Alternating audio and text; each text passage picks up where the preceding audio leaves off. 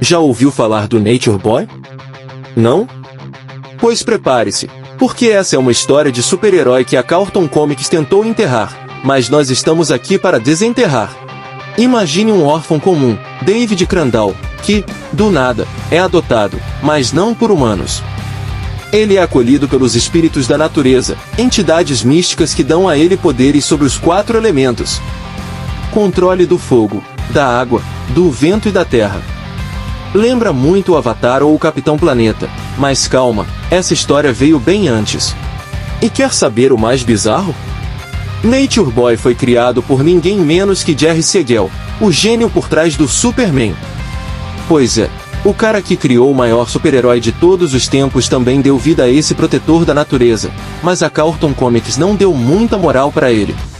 Jerry Siegel queria repetir o sucesso do Homem de Aço com Nature Boy.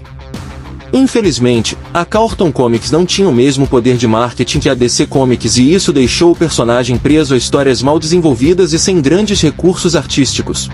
O uniforme de Nature Boy era bem chamativo, azul com detalhes dourados e uma capa vermelha.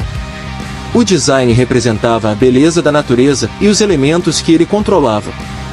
A capa era um símbolo de poder heróico da época, mas não ajudava muito a diferenciá-lo dos outros heróis. Apesar de tudo, Nature Boy tinha um potencial enorme para crescer, especialmente com sua temática ecológica e seus inimigos que poderiam ser muito mais explorados em tempos modernos. Os vilões de Nature Boy eram, na maioria das vezes, ameaças simples e genéricas, como cientistas loucos ou criminosos gananciosos. Porém, havia um foco recorrente em adversários que desafiavam a harmonia natural, como desmatadores, poluidores e seres que manipulavam os elementos de forma destrutiva. Dr. Element, um dos antagonistas mais marcantes, era um cientista que tentava roubar os poderes elementais de Nature Boy para si. Apesar de ter um visual meio genérico, a ideia de alguém manipulando os mesmos poderes do herói era promissora. The Fire Fiend, este vilão era uma entidade feita de chamas que ameaçava destruir florestas inteiras.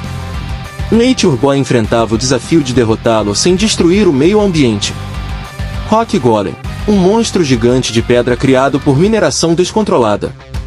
Ele simbolizava os impactos da exploração irresponsável dos recursos naturais.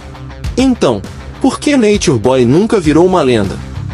Simples, as tramas eram fracas, os vilões eram muito genéricos e o público preferia alienígenas superpoderosos e vigilantes sombrios, como o Batman, mas, mesmo assim dá pra dizer que ele foi um precursor dos heróis com causas ecológicas. Agora, imagine se Nature Boy ganhasse um reboot hoje.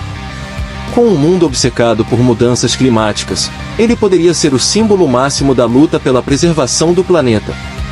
Ele foi um verdadeiro herói à frente do seu tempo.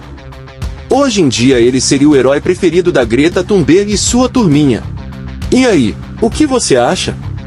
O mundo precisa de Nature Boy de volta ou ele tem que ficar no limbo do esquecimento?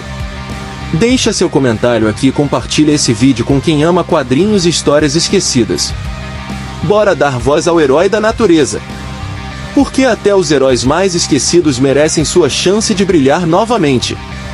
E não se esqueça de se inscrever e deixar seu like no vídeo. Até o próximo vídeo.